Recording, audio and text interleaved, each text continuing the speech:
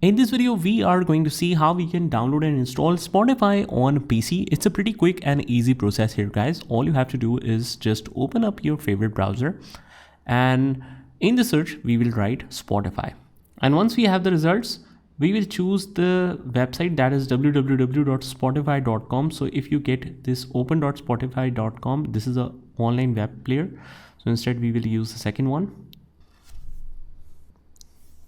And here on the top, we will see this download option for PC. We click on that, and then it will show you the option of download for Windows. And either we can use Microsoft Store to download Spotify, or you can download directly from Spotify. In this case, it will start the download and it will be completed right away. When you click on it to install, it will download it and install it at the same time. And once it is downloaded, you should be able to log in with your credentials, or if you're new, you can sign up for free. Or if you're already using it on your application in mobile, you can just scan the code and it will connect to the PC also.